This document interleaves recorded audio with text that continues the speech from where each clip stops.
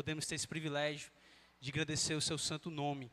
Eu quero pedir para você, por favor, abrir sua Bíblia lá em Hebreus, capítulo 6. Hoje a gente vai dar continuidade na exposição dessa epístola. Hoje nós temos, acho que talvez já tem um ano aí, nem sei se já está um ano já, mas talvez quase um ano aí a gente tem abordado versículo a versículo dessa epístola, e hoje nós iremos dar continuidade aqui nessa noite. Eu queria orar, o pastor Vladimir já orou por nós, mas eu gostaria de orar novamente, amém? Queria convidar você a curvar a sua cabeça, orar juntamente comigo e clamar mais uma vez ao nosso grande Deus, tá bom? Vamos orar. Ó Deus Santo, como é maravilhoso, Senhor, cantar a Ti. Que grande privilégio nós temos, sermos o povo redimido e comprado por Ti. E hoje estarmos aqui unidos como uma família para cantar que o Teu nome é sobre todos. Para experimentar um gostinho daquilo que iremos para sempre realizarmos na eternidade.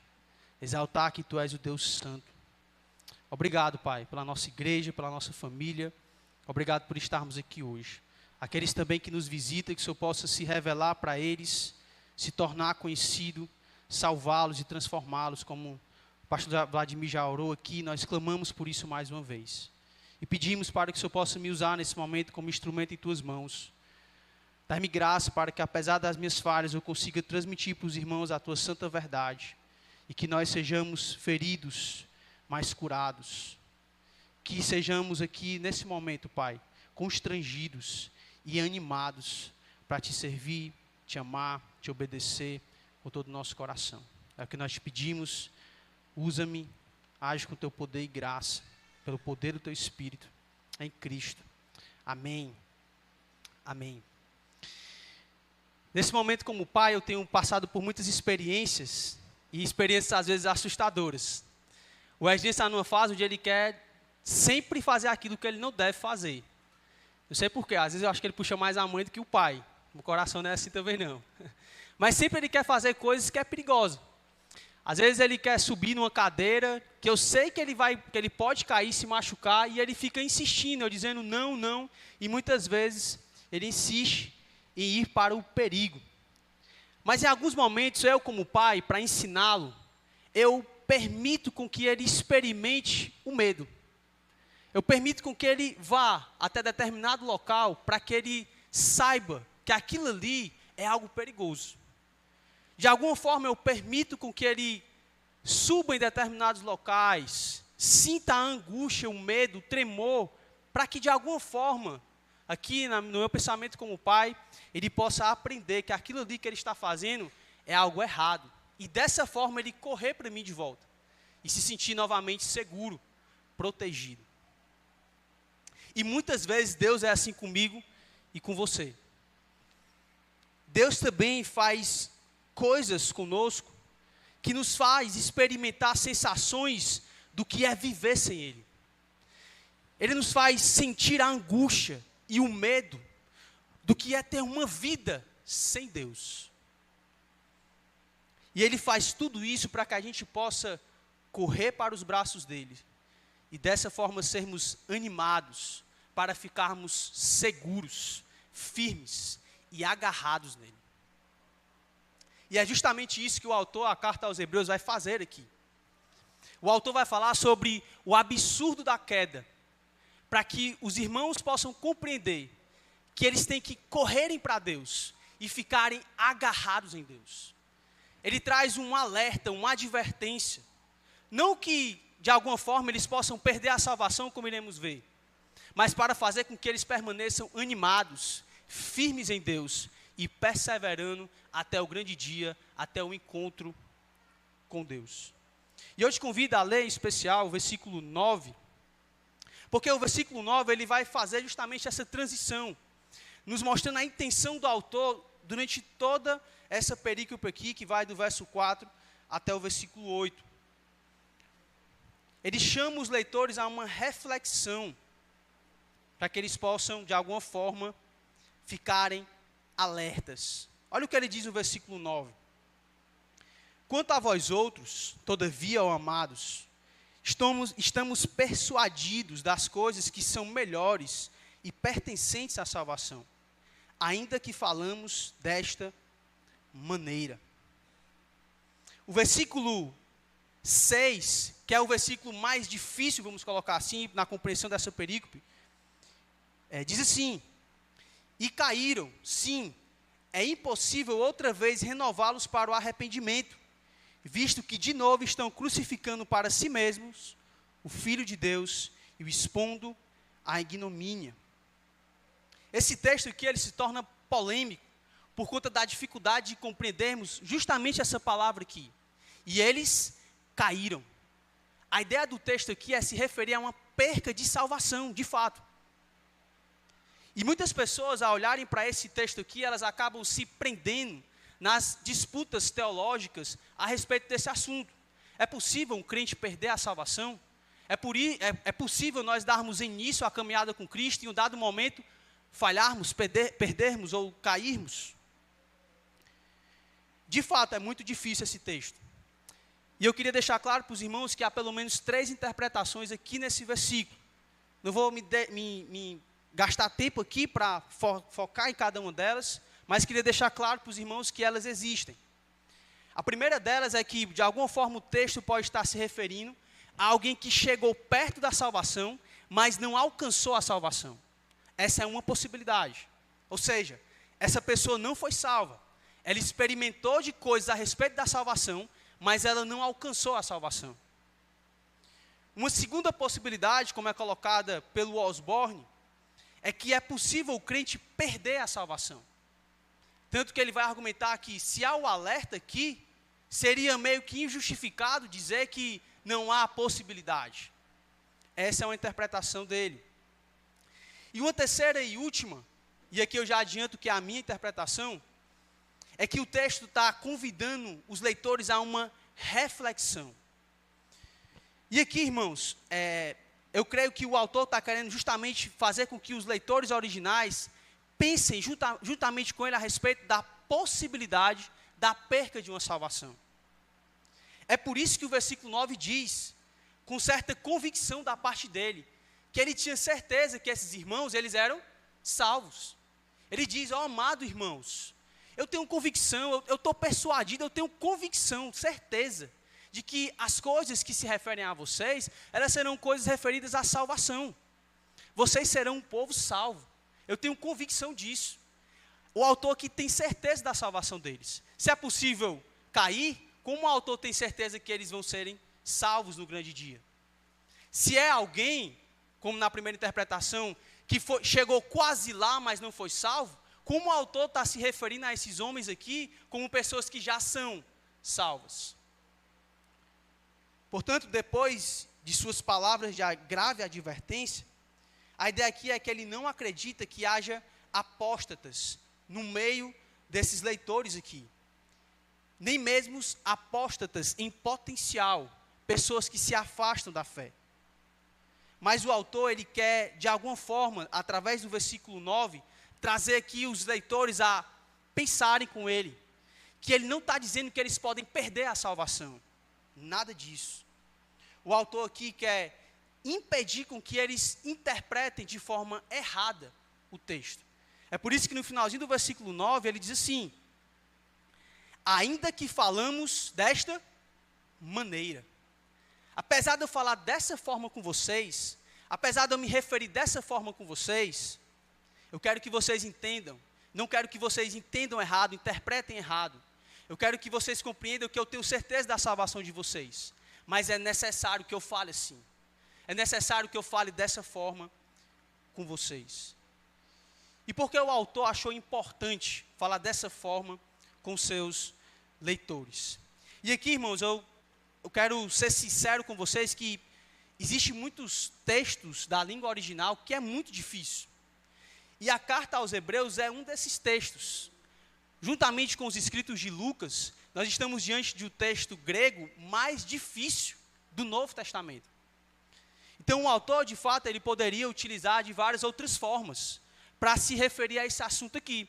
Ele poderia usar imperativos, mostrar, usar outros argumentos linguísticos para argumentar a respeito de que eles deveriam permanecerem firmes.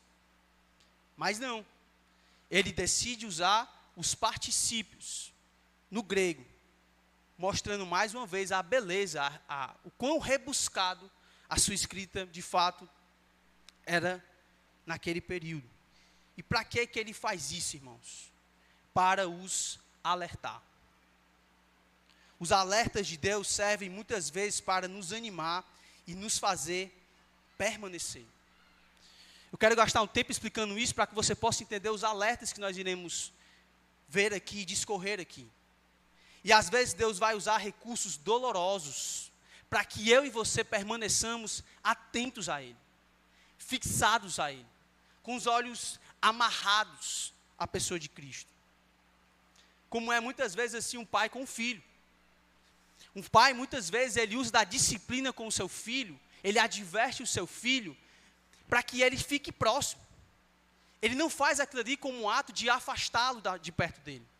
Pelo contrário, ele o adverte para que ele se aproxime. E ele não fuja para a desobediência, ele não incorra à desobediência.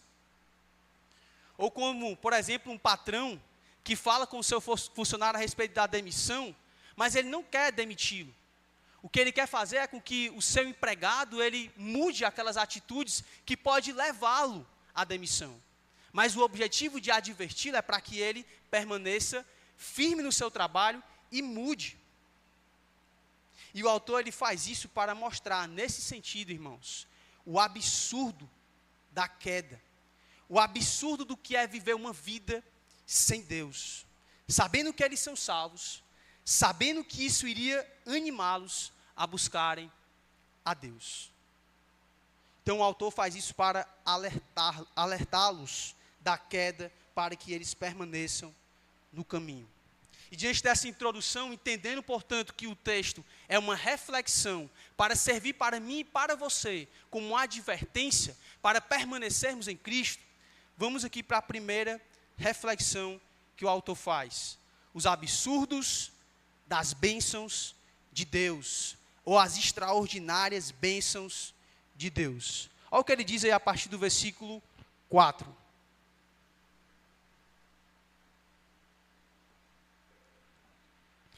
É impossível, pois, que aqueles que uma vez foram iluminados e provaram o dom celestial e se tornaram participantes do Espírito Santo e provaram a boa palavra de Deus e os poderes do mundo vindouro, e ele dá continuidade. Aqui o autor agora ele quer mostrar um caminho para que de alguma forma esses leitores entendam o quanto eles foram abençoados. O autor ele quer fazer com que esses irmãos aqui lembrem as verdades fundamentais daquilo que Deus realizou na vida deles, para que isso os motive a permanecerem firmes. Por isso que ele diz aí, no início do versículo 4, que esses irmãos foram iluminados. O termo aqui usado no Novo Testamento sempre ou normalmente se refere à salvação e à conversão. Iluminados aqui é uma palavra no passivo, que quer se referir ao ato divino de Deus, de trazer luz às trevas, em especial nas trevas dos pecadores. Então, aqueles que por meio da fé encontraram a Cristo, eles foram iluminados por Ele. Alguns teólogos, para tentarem argumentarem que o texto aqui não está se referindo de alguém que de fato foi um salvo, como por exemplo o Bruce, ele vai dizer que essa palavra aqui, iluminado, tem a ideia de ter sido batizado, e batizado nas águas. Ou seja, tem pessoas que podem ter sido batizadas nas águas e não serem um salvo, não serem um crente. Mas o problema dessa interpretação aqui do Bruce é que não há nenhuma menção no contexto ou no Novo Testamento que use essa palavra iluminado para se referir ao batismo. Por isso que o autor quer levar esses leitores aqui à reflexão de que ele está falando de um salvo. Ele quer trazer uma linguagem de um absurdo. Ele quer fazer os leitores entenderem a luz de Deus no Evangelho que se resplandeceu sobre seu povo. Deus fez coisas, irmãos, impossíveis. Deus fez com que eu e você pudéssemos ver e entendermos coisas que seria impossível para nós mesmos. A palavra iluminado aqui é justamente esse sentido. Deus trouxe luz para uma mente obscurecida, para uma mente que não compreendia as verdades de Deus, que não se submetia às verdades de Deus. Aquilo que era impossível para o homem, Deus, através de Cristo, realizou isso e trouxe luz. Fez com que das trevas resplandecesse a luz. Fez com que pessoas como eu e você, cegos, impossível de enxergarmos as realidades celestiais, agora pudéssemos compreendê-las, entendê-las. E ele continua. Ele diz que esses mesmos irmãos provaram o dom celestial. Essa palavra provar aqui é a ideia de experimentar algo. É uma palavra usada para se referir a colocar uma comida na boca e sentir o sabor dela. E os dons celestiais que o texto está se referindo aqui, são de fato bênçãos que Deus promove dos céus para nós. Por isso que ele diz que é um dom celestial. É um dom que vem de cima para baixo. É um dom de Deus, é as bênçãos de Deus vindo sobre o seu povo. E tudo isso vem dele, irmãos. Deus em sua graça, olhando para nós pecadores, que estávamos perdidos. Eu e você dando passos largos para o inferno.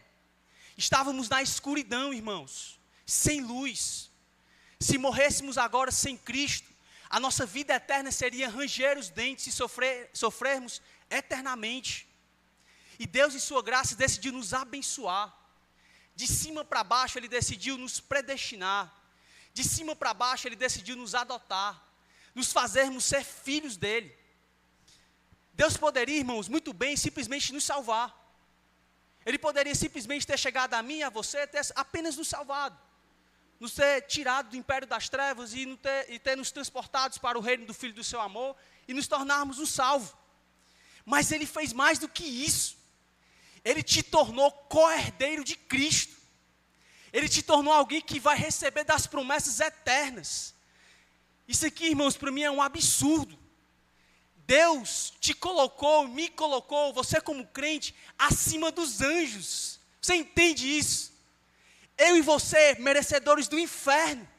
E Ele nos fez filhos, irmãos, adotados. Um povo que receberá a herança eterna. Os anjos, irmãos, nos servem.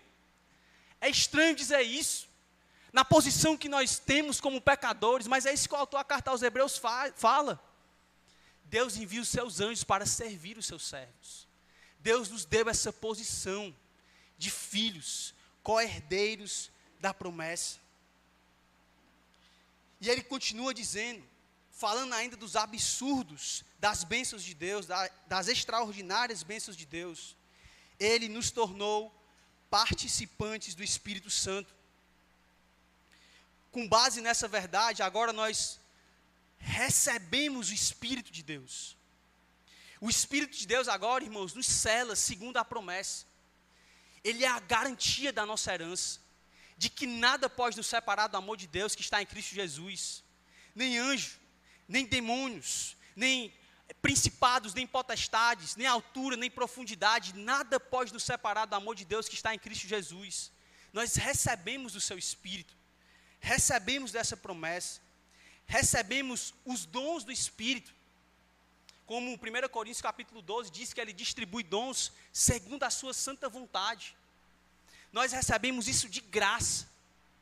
Deus nos habilita, nos capacita para entregarmos algo para Ele, para amarmos e servirmos uns aos outros. Essa é a ideia de que Deus nos tornou participantes da promessa, ou participantes do Espírito.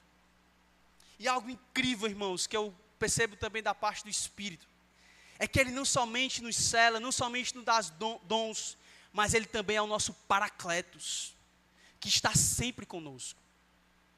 Estava conversando ali agora com o Carlão, talvez alguns irmãos saibam aqui, o meu filho Estevão nasceu com a condição de um linfangioma, no caso, um tumor benigno, e esse tumor tem uma grande probabilidade de crescer, e a localização do tumor fica entre o coração dele e o pulmão. Então, se aquele tumor crescer, se o linfangioma crescer, aquilo vai comprometer toda a estrutura do corpo dele e ele pode vir a falecer. Na primeira semana, irmãos, que eu soube disso, não sei explicar para vocês o sentimento de medo. Cada vez que eu ia na UTI e saía, parecia que eu estava me despedindo do meu filho. E eu já tinha passado por isso outras vezes, com o Esdras no caso. E eu experimentei isso aqui, irmãos. Ele é quem ele diz que é. Ele trouxe uma paz que excede todo entendimento. Paz essa que não se explica em lugar algum. Ele traz esse consolo, essa convicção para o meu coração. Ei, eu estou com você. Eu sou soberano sobre cada detalhe na vida do seu filho. A Rabi uma vez me disse uma coisa, eu nunca esqueci. Alessandro, se essa criança veio para a sua família, nessa condição, Deus tem um propósito com tudo isso. E Ele vai realizar a sua vontade. E eu guardei aquilo, irmãos. Essa é a paz que o Espírito Santo traz aos nossos corações. Você não tem noção do quanto que eu e você, irmãos, somos abençoados por Deus. O Espírito Santo nos consola, irmãos. Está ao nosso lado. Ele não deixa que a gente caia, abandone e fique ao desalento, abandonados. Jamais, jamais. E tudo isso é gratuito, de graça. É um dom celestial, onde Cristo na cruz do Calvário conquistou para nós. E ele continua falando ainda dessas bênçãos extraordinárias. Ele continua dizendo que eles também provaram a boa palavra de Deus. É interessante que quando a gente vai lendo as Escrituras, nós sempre percebemos que a palavra de Deus é de alguma forma associada a alimentos. Lembra do Salmo 119, vai dizer que ela é doce como o mel. Ela é algo maravilhosa ao paladar. São metáforas para expressar o quanto que a palavra de Deus ela é incrível. Ela é poderosa, ela é maravilhosa. E o texto aqui está falando dessa bênção extraordinária. Que a palavra de Deus é para os crentes, para aqueles que foram salvos em Cristo. Essa palavra de Deus, ela não somente vem como uma bênção no sentido de nos consolar, animar, mas ela também vem para nos cortar, irmãos. É por isso que há alguns textos anteriores o autor diz que a palavra de Deus ela é viva e eficaz. E ela é mais penetrante do que uma espada de 2 gumes. E ela é capaz de penetrar o homem, dividir alma e espírito, juntas e medulas. E ela é capaz de discernir os pensamentos e o propósito do coração do homem. Essa é a palavra de Deus. Ela adentra no coração do crente. E ela sai nos cortando, irmãos, por inteiro. Sai revelando pecados que precisamos abandonar. Mentiras, orgulho, que são manifestos enquanto nós lemos essa santa palavra. Porque é o Espírito Santo que a aplica no nosso coração. É uma palavra, irmãos, que é lâmpada e luz para os nossos pés. É uma palavra que nos dá discernimento de como tomarmos nossas decisões diárias. É a palavra de Deus, irmãos. Não é uma palavra de homens, de um grande filósofo, de um grande mestre. Não, de homens fadados ao erro. É a palavra do Deus onipotente. É a palavra do Deus que não falha. É por isso que ela tem toda a autoridade, que ela é poderosa, que ela é suficiente, que ela é clara, que ela é gloriosa, porque ela é a palavra de Deus. Essa é a santa verdade de Deus. E nós somos extremamente abençoados por ela diariamente, irmãos. Apesar de muitas vezes a tratarmos de qualquer forma, e aí nunca esqueça disso. A forma como você trata a palavra de Deus é a forma como você está tratando o seu próprio Deus. Há uma ligação muito íntima entre aquele que fala e aquele que inspirou a palavra. É o texto dele. É a palavra dele. E a forma como você a trata, está revelando a forma como você trata o próprio Deus. Mas o autor diz, nesse tom de algo extraordinário que ele fez por nós. Ele te fez experimentar a boa palavra de Deus. Quantos aqui, irmãos, de nós, quantos? E eu, comentando agora a respeito do Estevão, quantas vezes fui consolado pelo texto sagrado, enquanto passava por momentos de dores? Quantas vezes, em momentos de dificuldades, onde eu precisava de uma compreensão para tomar determinadas decisões, o texto sagrado vinha para me dar uma direção, me mostrar como deveria caminhar, o que deveria fazer. Se eu fosse abrir aqui para os irmãos falarem como a palavra de Deus, ela tem tido poder na sua vida, de lhe direcionar, de consolar, de lhe fortalecer, de lhe trazer esperança, teria que ter vários cultos aqui, teria que fazer um culto até o final do ano, porque não faltariam coisas. Porque de fato ela é boa. E o ato, irmãos, de nós termos a santa palavra de Deus diariamente em nossas vidas, isso é algo extraordinário. Anjos e demônios que caíram não têm o privilégio de experimentarem o que eu e você experimentamos por meio da palavra. Eles não podem serem salvos, mas Cristo se fez homem, morreu como homem, e Deus pagou pelos nossos pecados, para que nós experimentemos a boa palavra de Deus. E mais do que isso, ele continua dizendo que esses irmãos provaram os poderes do mundo vindouro. Cristo, através da sua morte e ressurreição, ele ascendeu aos céus. E hoje ele já reina.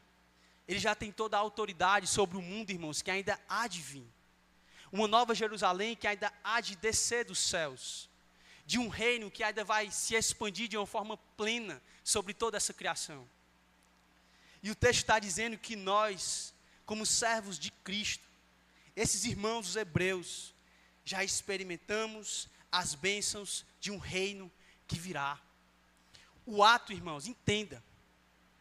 O ato de você praticar boas obras, o ato de você conseguir amar alguém, o ato de você ter o privilégio de servir na igreja, o ato de você poder ser transformado, ter uma vida transformada, isso já é primícias daquilo que nós receberemos de forma plena na eternidade. É isso que o autor está dizendo. Nós já experimentamos daquilo que virá. Nós já começamos a viver, irmãos, aquilo que um dia viveremos na eternidade, cantando ao Senhor, tendo a paz que excede todo entendimento. Não haverá naquele grande dia dor, angústia, choro. E nós já começamos a experimentar isso aqui, através do paradoxo, do choro em meio ao consolo, da alegria em meio à tristeza, da paz em meio à tribulação, mas já experimentamos as promessas de Deus, que nos faz vivermos essas verdades maravilhosas, experimentarmos o mundo vindouro. Nós não somos pouca coisa, irmãos. Eu e você não somos pouca coisa. São muitas bênçãos citadas aqui. Deus te predestinou, te elegeu, te regenerou, te adotou, justificou, Ele te glorificou, te deu promessas eternas. Deus fez algo incrível na vida dos seus filhos. E aqui está a reflexão. Aqui está o perigo da apostasia. Aqui está, para mim e para você, a advertência do texto sagrado para nós. O perigo da apostasia está, irmãos, em esquecermos quem somos. O pecado, o mundo e Satanás se tornam pequenos quando nós encaramos essas bênçãos extraordinárias, esses absurdos de bênçãos na nossa vida. Porque de fato, nós conseguimos perceber o quanto que Deus é grande, as suas bênçãos são grandiosas, comparada às dores, dificuldades e sofrimentos que passamos aqui nessa vida. O meu avô, ele era da Polícia Rodoviária Federal. E ele tinha uma mania de deixar o meu tio dirigir o carro, mesmo não tendo a idade suficiente. Isso aqui não é certo, tá? Isso aqui é só um exemplo, talvez até negativo, mas que serve para você compreender bem o que eu estou querendo dizer. E muitas vezes ele deixava o meu tio dirigir. E aí tinha uma cancela da polícia durante o caminho. Ele tinha 16 anos, estava tudo errado, né? Mas ele tinha lá a carteira da PRF. E aí uma vez, nunca aconteceu, mas uma vez a polícia parou. Rapaz, todo mundo gelando dentro desse carro. E agora, o que é que vai ser? Tal, e todo mundo com aquela apreensão. E aí, quando o policial foi chegando, ele veio logo na direção da porta do motorista, eu lembro bem.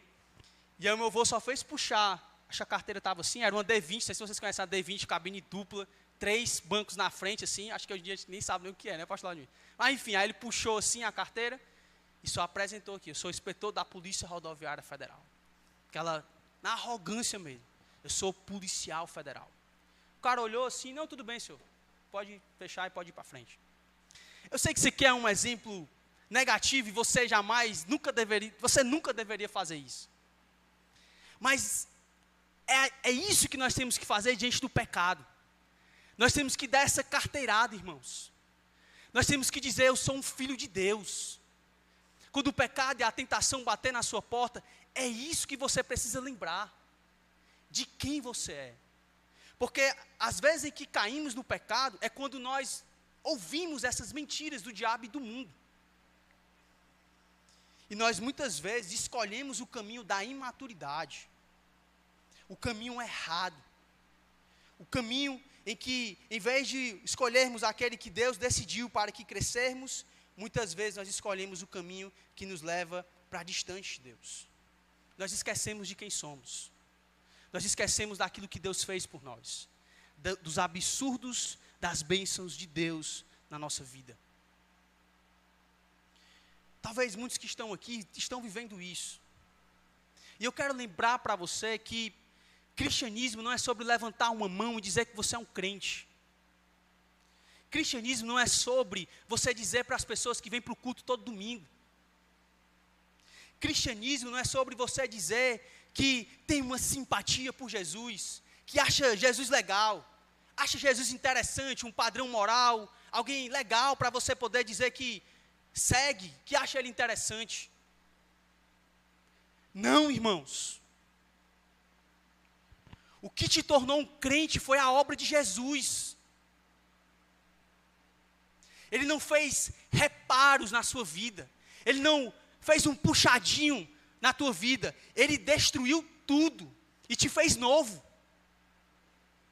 Não é isso que Paulo diz? Já estou crucificado com Cristo. E vivo não mais eu, mas Cristo vive em mim. E é justamente dessa forma, esquecendo essas verdades da palavra de Deus, que isso vai te corroendo, te destruindo, de dentro para fora. Você começa a ouvir aquelas mentiras do seu próprio coração. Você é mau mesmo. Você nunca vai conseguir vencer esse pecado mesmo. Vai, mano, besteira, mais uma vezinha, cai de novo. Tu não é crente mesmo não. Tu é um descrente. Quem é tu?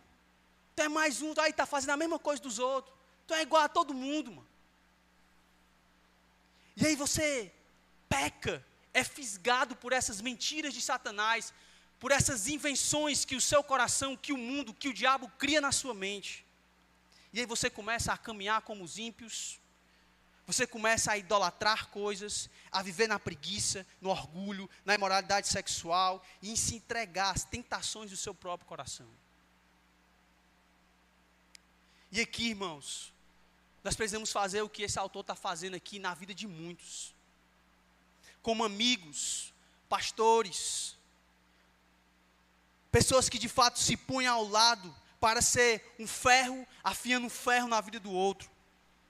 Nós precisamos dar esse choque de realidade na vida das pessoas. E aqui eu não quero dizer com isso que você não tem que tratar as pessoas com misericórdia e graça. Nada disso. Paulo vai nos instruir que nós temos que repreender com espírito de mansidão, com brandura, com longanimidade. Sempre devemos agir assim. Mas há momentos, irmãos, que nós precisamos ser duros.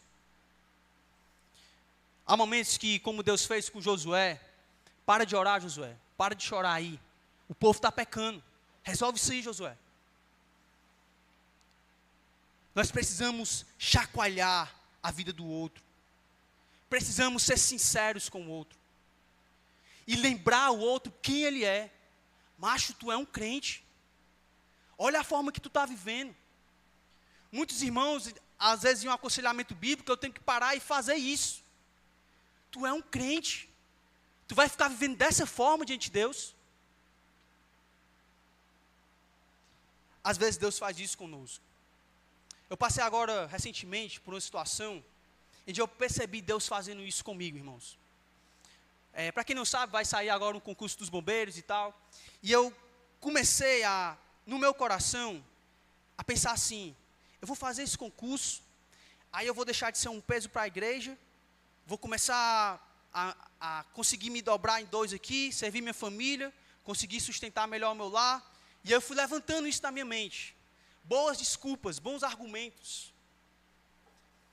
E aí, quando alguns irmãos vinham falar comigo, e vários irmãos aqui da igreja vieram conversar, falar comigo sobre isso, eles vinham com esse tom, tu vai se dividir, a igreja te separou, para tu estar servindo integralmente, agora tu vai voltar para aquilo que antes tu sonhava em ter. Aí eu usava esses argumentos, não, aqui a ideia é não ser um peso para a igreja e tal, e tal. E eu orava, lia a palavra de Deus e eu lutava, porque no fundo, não era isso. E aí teve um dia que o pastor Clesiano foi lá em casa. E aí a gente conversando, e aí nesse bate-papo, aí eu falei, pastor, tô com essa ideia aqui, fazer esse concurso e tal. Aí ele olhou assim, vai, pode ir. E eu achava que ele ia, tu é doido, santo, tu perdeu o juízo. Eu estava com aquela expectativa, né, o pastor foi muito, tá estranho aqui o negócio.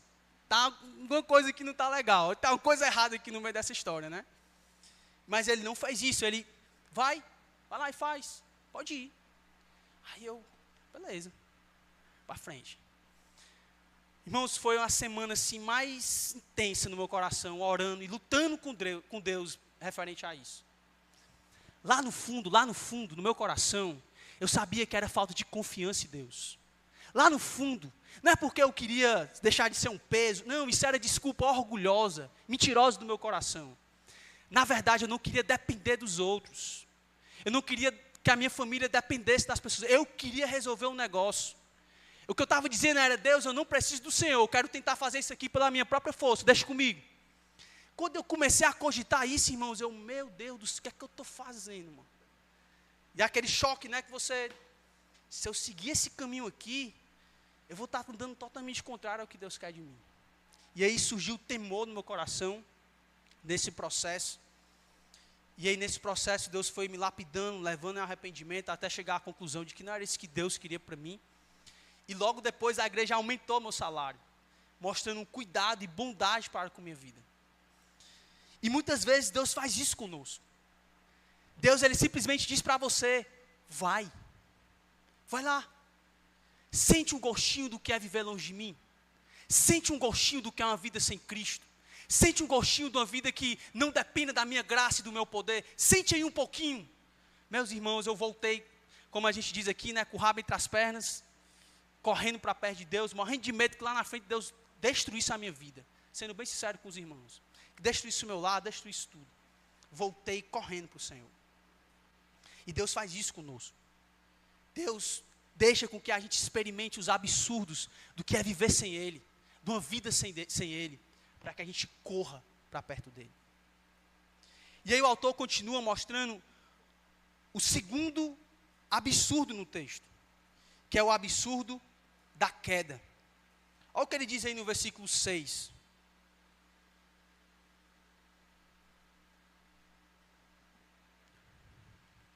E caíram.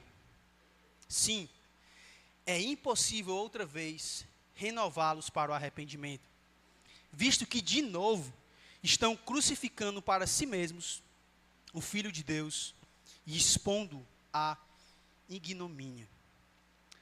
No verso 6 aqui, a ideia de que caíram é uma condicional, não é uma condicional. Algumas versões, elas trazem, e se caírem, caso eles caiam, não é essa a ideia, não é uma condicionalidade. O texto aqui, ele está apresentando de fato uma cláusula, uma oração coordenada, é uma consequência lógica do que vai acontecer diante daquilo que eles estão negando. E aí, mais uma vez, irmãos, é uma reflexão. O autor quer com que os leitores olhem para esse texto e imaginem isso acontecendo. Recebendo todas essas bênçãos de Deus, toda a graça de Deus, e caindo. Imagina alguém experimentando todas essas extraordinárias, essas absurdas bênçãos de Deus, e depois ignorando tudo isso. Alguém ganhando 1 milhão e vivendo como um mendigo, pedindo esmola para as pessoas ao seu redor. É algo absurdo, é algo que nunca aconteceria, é algo impossível de acontecer. Mas ele quer que os leitores tenham essa percepção. Tu é doido, mas tu acha que isso vai acontecer? Jamais isso vai acontecer. Não tem como cair diante disso. Mas ele quer que os seus leitores pensem nisso. Porque os seus leitores estavam tentados ao sincretismo. Era Jesus, mais os sábados. Era Jesus, mais os sacrifícios. Jesus, mais o templo. Eles não estavam fixados apenas em Cristo. Eles estavam colocando Cristo mais alguma coisa. É como nos dias de hoje. Nós percebemos, por exemplo, a religião católica romana. É Cristo mais Maria. É Cristo, mas também tem que realizar algumas boas obras para poder se achegar a Deus.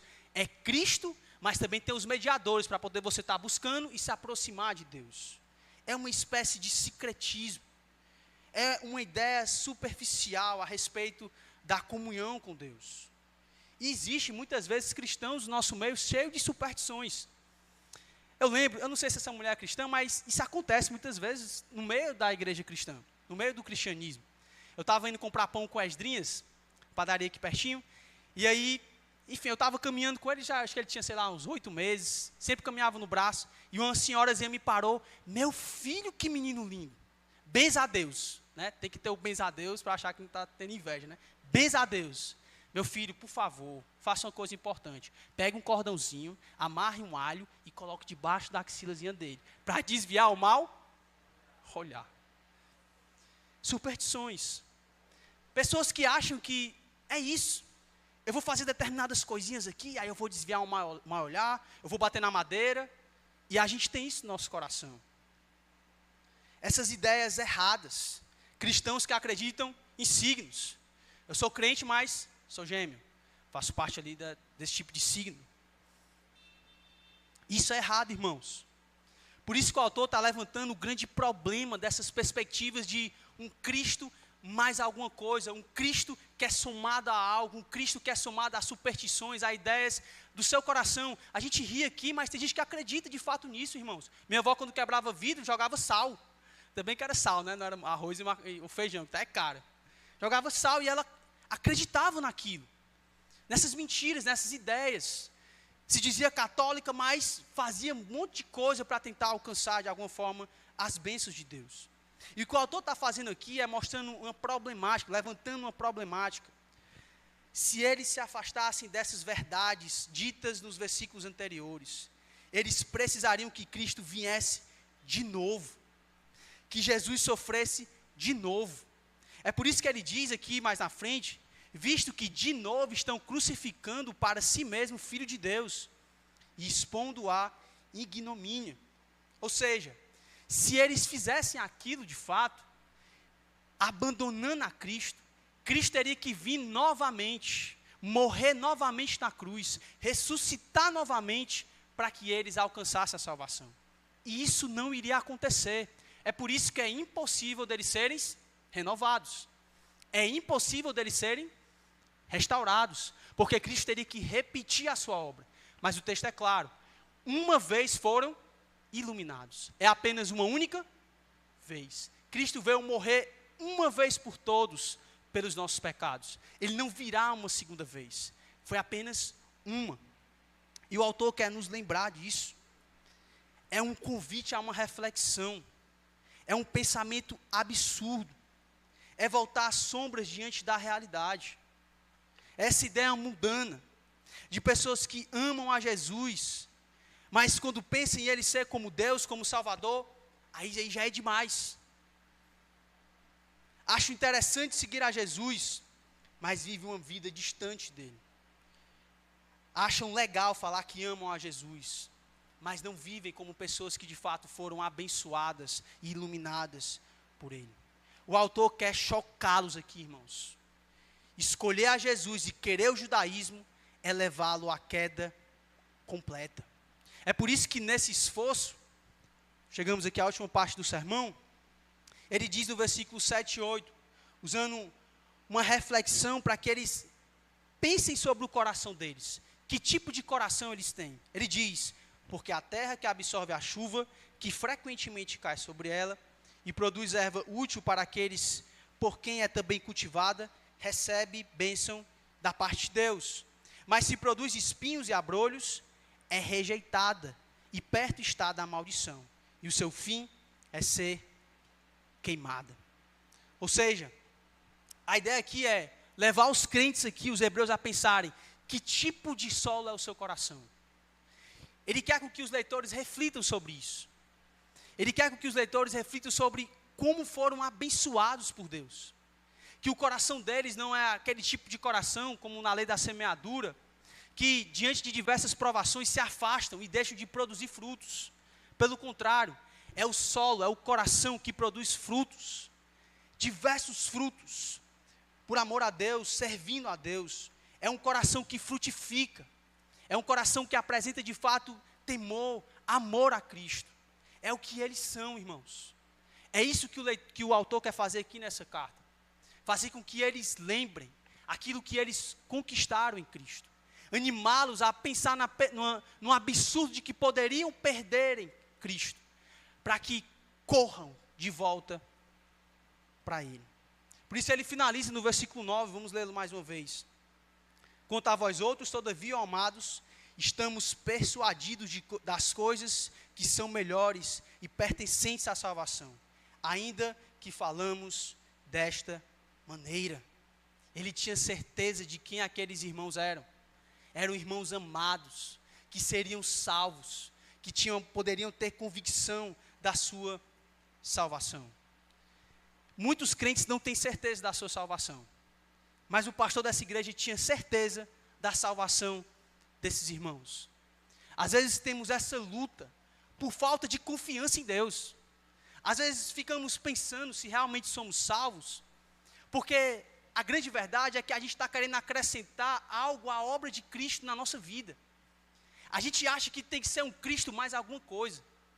Eu me recordo aqui de uma vez em que o jovem chegou no Paul Walsh, dizendo que não tinha certeza da salvação. E aí o Paul Walsh tentou argumentar de diversas maneiras. Ele foi lá em 1 João, mostrou a respeito do assunto, da convicção de que nós podemos ter a respeito da salvação. Citou um exemplo de Lutero, e nada, aquele jovem continuou naquela luta no seu coração. Não, Paulo, não sei se realmente sou salvo. E aí ele parou, e ele perguntou, tem alguma boate aqui perto? Algum canto assim que tenha festa, mulheres, bebidas? Tem. Ele disse o local, pronto. Pois vá para lá. Pode ir. Pegue suas coisas aqui e vá para a boate. Aí, não, Paulo, vá, pegue suas coisas e vá para lá agora. Não posso ir. Por que você não pode ir? Porque eu temo a Cristo. Porque eu temo a Cristo. E naquele momento o jovem parou. E ele percebeu que ele era um salvo. Essa é uma verdade importantíssima que nós precisamos compreender durante a nossa salvação. Entender isso pessoalmente, da garantia da obra de Deus na nossa vida. Deus, Ele não nos abandona, irmãos. Deus, Ele não quebra a cana rachada. Aquele que começou a boa obra em nós há de completá-la até o dia de Cristo. Quem bebe da água viva nunca mais sentirá sede. Quem come do pão que desceu dos céus jamais terá fome. Deus nunca nos abandonará.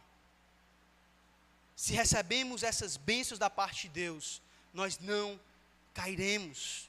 E a forma de Deus nos sustentar é nos mostrando a desgraça que há na queda. São placas que Ele vai colocando durante a nossa caminhada, para você sentir o gostinho do que é viver longe dEle, e voltar correndo para os seus braços, e se agarrar nele. Talvez você esteja aqui no meio de nós, e você não é um crente, está longe dessas bênçãos, nem compreende direito o que está sendo dito aqui. Mas eu quero te dizer que você tem um Criador, um Deus que, apesar dos nossos pecados, decidiu se revelar em Cristo e trazer bênçãos celestiais para nós. E o único caminho para que você consiga alcançar essas bênçãos é se arrependendo dos seus pecados e confiando inteiramente na pessoa de Cristo. E eu te convido a fazer isso hoje. Hoje nós iremos celebrar a ceia do Senhor. E nós iremos trazer à memória aqui o que foi preciso ser feito, para que eu e você pudéssemos hoje cantar com um sorriso no rosto. Para que eu e você hoje pudéssemos ter a plena convicção da salvação. Para que eu e você hoje, crentes, que confiam na pessoa de Cristo, podem celebrar a ceia, comer do pão e beber do vinho.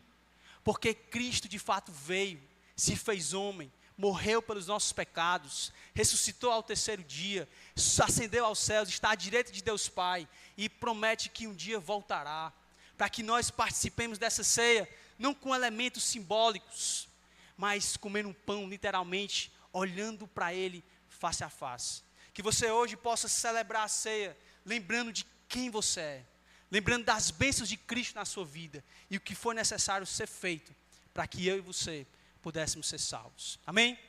Vamos orar, e aí a gente conclui aqui, nesse momento.